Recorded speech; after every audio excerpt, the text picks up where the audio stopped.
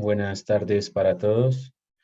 Mediante la siguiente presentación vamos a exponer brevemente el tema del Imperio Carolingio y los estados pontificios en el marco del curso de la historia de la Iglesia antigua y medieval. Es un trabajo hecho por Cristian David Urbano. Vamos a presentar el itinerario que quisiéramos recorrer, que tiene como contenido temático en un primer momento el origen de los estados pontificios. Nos referiremos brevemente a Pipino el Breve, posteriormente a cómo Bizancio se va alejando de esta iglesia. Haremos un repaso de la donación de Constantino o donación de Pipino, trabajaremos un poquito de eso. Y en segundo momento veremos el Imperio Carolingio propiamente, Carlo Magno como un personaje principal dentro de este imperio, sus conquistas y un poco más relacionadas tal vez quizá con la iglesia, y las dos últimas partes serán a partir de reformas, la primera litúrgica y la segunda renovación intelectual que se dan en el imperio. Vamos a hablar del origen de los estados pontificios en un primer momento y vamos a decir que esto se da por una ayuda que es solicitada por el Papa Esteban II a los francos. Esta ayuda la pide porque está siendo amenazado constantemente por un nuevo rey de los lombardos de nombre Astolfo, y por eso Esteban II acude con Pipino, que es el rey de los francos, para pedir ayuda. Entonces Esteban II se va a dirigir hacia Francia, donde lo reciben de muy buena manera, y el rey de este reinado le va a prometer ayuda para reconquistar algunas ciudades que de hecho ya habían sido usurpadas por Astolfo y por los lombardos. Entonces se confirma consecuentemente esa ayuda y se pacta, digámoslo así, una alianza por parte de Pipino y el Papa Esteban II, que tiene dos vertientes. La primera por parte de Pipino, que es defender la iglesia y restituir los territorios imperiales que de alguna manera ya habían sido ocupados por los lombardos y su rey, nuevo rey. Y la respuesta del Papa es la unción de Pipino y de sus hijos, y prohíbe a los francos, va a prohibirle a los francos, bajo pena de excomunión, que se elija un rey que no sea de la familia de los carolingios, de la familia de Pipino. Entonces vemos cómo acá, desde este momento, va a quedar reconocido jurídicamente, digámoslo, el Estado pontificio, ¿no? Esa relación entre la Iglesia y el Estado franco, el reino franco, y todo esto que el Papa hace para poder eh, responder a la ayuda que Pipino estaba ofreciendo para mantener a salvo su iglesia. En este mapa vemos el reino franco, el cual era gobernado eh, por Pipino, que ya más adelante veremos cómo es que llega a gobernar este espacio, este reinado. Vemos que ciertamente es grande. Y hay territorio bizantino, lombardo y de alguna manera un territorio también que está en plena disputa. Ya veremos después a qué pasa este, este territorio. Hablamos de Pipino propiamente como esa persona que tiene un buen papel o que juega un papel fundamental en en esto de los estados pontificios, y nos damos cuenta que en Francia se iba dando una completa renovación política, y esto se daba ya que hacía varias generaciones los reyes de la casa merovingia, que eran los sucesores de Clodoveo, se les había ido de la mano el poder, y esto se les fue la mano cuando dejaron a los mayordomos de palacio que dirigieran algunas tierras, ¿no? Y estos iban alternando sus cargos. Todo esto hasta que llegó la familia de los carolingios, la familia de Pipino, mejor la familia de Carlos Martel, que es el padre de Pipino, ¿no? Y estos, ¿qué hacen? Se apoderan de la mayordomía y la van a hacer hereditaria. Y ya como dijimos, Carlos Martel como padre, que había derrotado algo otras sociedades, que había hecho algunas misiones, hace que Pipino ya como sea el único mayordomo de todo el reino franco. Era mayordomo, no rey, pero va a asumir personalmente ese título de rey. Él personalmente lo va a asumir y va a sustituirlo por el del impotente Merovingio, el de la casa anterior, que tenía a cargo todo el imperio, todo el reino franco. Pero no se va a quedar ahí, sino que antes de dar ese paso, antes de asumir personalmente el título de rey, va a solicitar la aprobación del Papa. Y es el Papa Zacarías quien le va a dar tal aprobación y Pipino, en consecuencia, va a ser proclamado rey por algunos magnates del imperio franco. De esta manera, el Papa va a asumir el papel como garante de la legitimidad de la nueva monarquía franca, de todo lo que pasaba con la monarquía. El Papa había sido garante a la hora de aprobar la solicitud de Pipino de querer ser rey. Hay algo importante que se da en medio de todo esto y es el alejamiento político del Imperio Bizantino y de la Iglesia bizantina. Primero, el alejamiento político respecto a Bizancio, si ya la Iglesia de Roma no depende de esta Iglesia de Bizancio. Y ya luego en el año 781 va a desaparecer totalmente la apariencia de este imperio sobre el Papa. Ya no tiene nada que ver el imperio bizantino sobre el Papa después del 781. Pero hay que tener en cuenta y hay que tener claro que el Papa no era el señor absoluto de su territorio, porque en lugar de lo que hacía Bizancio, entra a jugar su papel el nuevo rey del Imperio Franco, que para este tiempo ya va a ser Carlomagno, ¿no? Y entonces Carlomagno se va a considerar la última instancia en asuntos jurídicos y administrativos del Estado de la Iglesia. Y por tanto ya no hay necesidad tampoco de acudir a Bizancio para la elección de los papas. En la anterior, cuando Carlomagno se creó la última instancia, solamente le faltaba un título imperial para suceder, digámoslo así, o sea, para reemplazar enteramente a Bizancio en el dominio, sobre todo sobre Italia, ¿no? Pero se sabe pues que este título no va a tardar en llegar prontamente, ¿no? Vamos a entrar un poquito en esta cuestión de la donación de Constantino o Pipino, quién fue el que realmente donó en unos territorios a la iglesia, pues, al Estado pontificio, al Estado de la iglesia. Se habla que Constantino, cuando se curó de una lepra, le confirió al Papa Silvestre la soberanía sobre algunos países occidentales, ¿sí?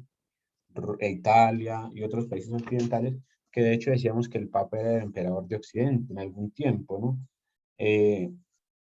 Sin embargo, esto pues por una serie de acontecimientos se fue perdiendo y la donación de Pipino eh, va a ser más bien una restitución de lo que ya había sido estipulado por Constantino. Entonces, la donación ciertamente va a ser de Constantino. Pipino restituye esto, pero esto da pie para que se vayan consolidando aún más fuerte los estados pontificios, ¿sí? Esta donación de tierras, de territorios, va consolidando de alguna manera más fuerte esta relación eh, de los francos con la iglesia. A la derecha mía vemos el mapa donde nos muestra el patrimonio propiamente de San Pedro, de la iglesia, de lo que pertenecía a ellos, y en cafecito lo que está donado, lo que fue restituido por Pipino, que había sido una donación de Constantino, pero que va a consolidar los lazos de relaciones entre la iglesia y los francos. Se dice que esto tuvo alguna credibilidad en la Edad Media, pero sin embargo algunos personajes pusieron en duda esto de la donación y no fue sino hasta el siglo XV donde se logra demostrar la falsedad de esto, ¿sí? De los documentos y toda esta cuestión eh, de estas donaciones, ¿sí? Entonces, ciertamente fue una farsa, ¿no? Quienes en la Edad Media se atrevieron a ponerlo en duda, pues fueron Otón I y Federico II, y quienes demuestran su falsedad son Lorenzo Valla y algunos humanistas del siglo XV. Entonces, para tener en cuenta también. Bueno, nos adentramos al Imperio Carolingio propiamente, que como sabemos, porque lo hemos escuchado por muchas partes, eh, va a comenzar en el año 768, pero vamos a trabajarlo un poco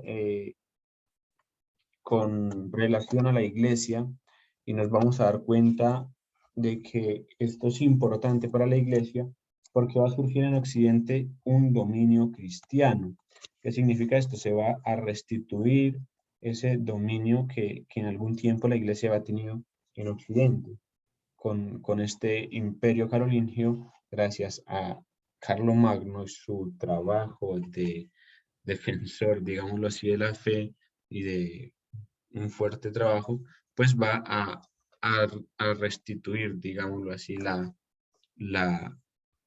el dominio cristiano en Occidente.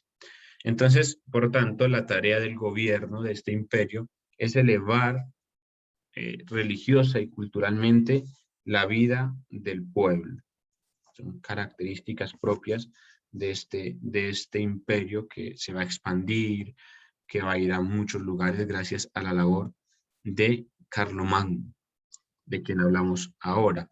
Pero miramos aquí toda la expansión propiamente del imperio carolingio, los territorios de Carlomagno, los que conquista Carlomagno, que son varios también, algunos que dependían del imperio propiamente, habían unas marcas defensivas y unas resistencias del imperio, ¿no? Todo esto son que Carlomagno va a desarrollar y va a buscar eh, conquistar todo esto, ¿no? Entonces hablamos de Carlomagno, de quien se dice tenía una personalidad extraordinaria. Cuando decimos personalidad extraordinaria, nos referimos a una personalidad fuerte y por tanto su labor y su crecimiento de su imperio, ¿sí? En algún libro que consulté para esta exposición, se decía que leía de continuo el libro o la obra La ciudad de Dios de San Agustín, y esto le inspiraba su filosofía política y se consideraba un instrumento de Dios para poner por obra los designios sobre la iglesia y la cristiandad.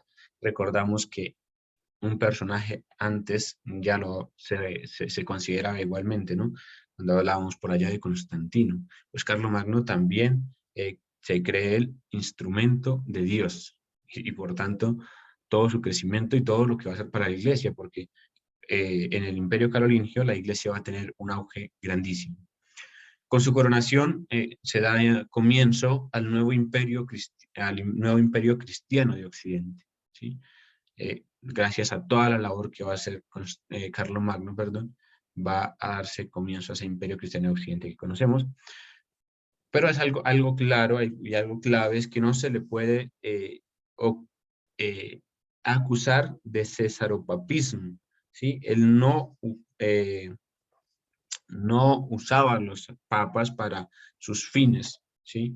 Trabajaba quizá mancomunadamente, pero no los usaba para fines propios, y es algo que hay que tenerlo claro porque se le llega a acusar, se dice que fue cesaropapista, sin embargo, es necesario tener claro que no fue así, no se le puede acusar de tal cosa.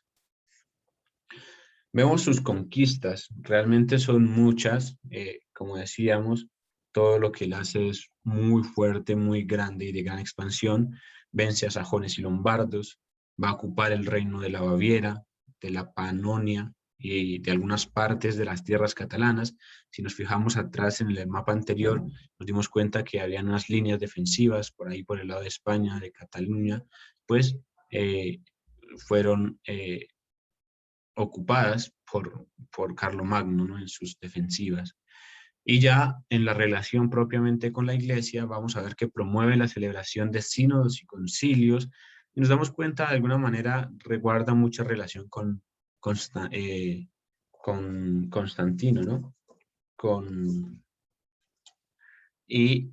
Se preocupa de párrocos, favorece monjes, reprime a los herejes, bueno, una serie de acontecimientos propios de alguien que se cree instrumento de Dios y que por tanto defiende la fe eh, de, a su manera, ¿no?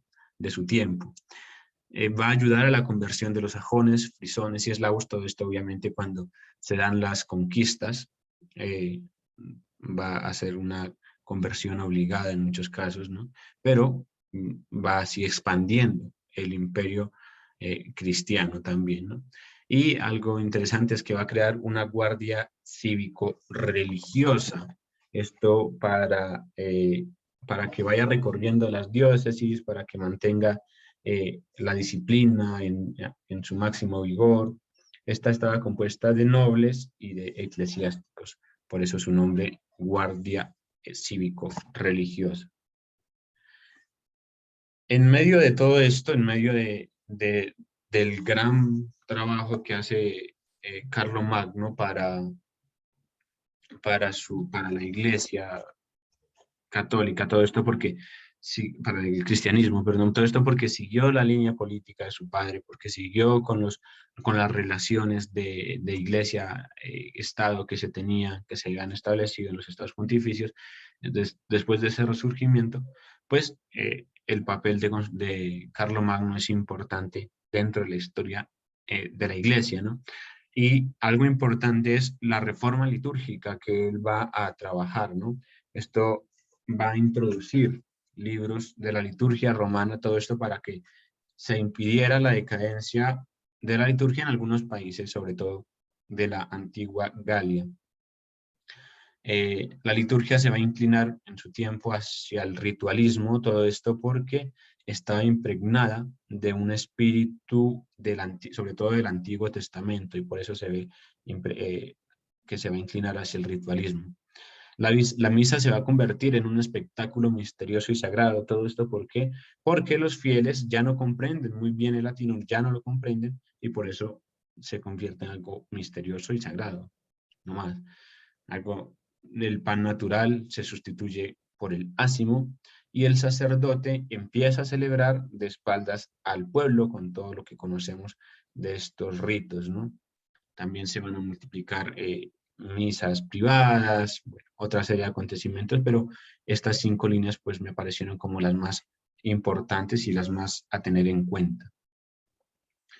La renovación intelectual es otro de los puntos importantes dentro dentro del Imperio Carolingio, y es que Carlomagno va a estimular la fundación de escuelas para clérigos, y con esto pues va a dar inicio a su renovación intelectual.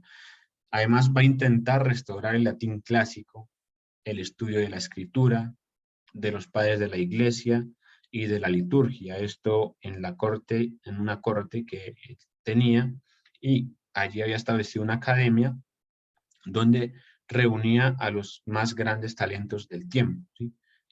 Claramente la mayor parte eran monjes. También se ofrecen allí talleres de copistas que ofrecen manuscritos, y se resalta allí su caligrafía y las miniaturas, unas miniaturas interesantes ricas miniaturas que se establecían o que se dieron en esta renovación intelectual, y sobre todo los frutos se van a ver a comienzos del siglo IX, el siglo IX. Y esto va a ser porque la teología va a volver a contar con grandes autores que van a complacerse en controversias dogmáticas, ¿sí? Autores de teología, y vemos cómo la teología va a empezar a crecer. Es así que vemos una relación de la iglesia con la política, ¿sí? Donde hay una grande relación, los unos, para cuidar la iglesia y cuidar los bienes de ella, y otros para cuidar, para ir acrecentando su imperio bajo el nombre del cristianismo, ¿no? Algo que ya habíamos visto un poco en la historia de la iglesia que pasaba, pero esta vez va a ser bien grande y Carlomagno ahora va a ser la persona que va a estar a cargo de esto. Hay que tener claro esa visión de Carlomagno sobre las dos potestades, sobre todo la autoridad espiritual como mayor, de alguna manera, a la autoridad temporal. Y por eso, decía anteriormente, no se le puede acusar de cesaropapista, ¿sí?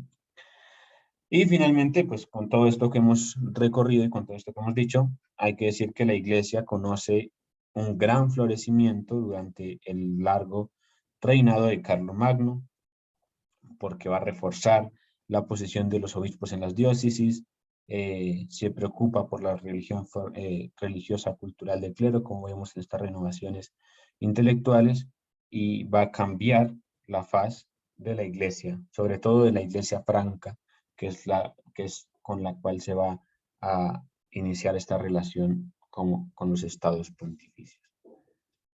Esas han sido mis referencias bibliográficas para esta exposición y pues muchas gracias.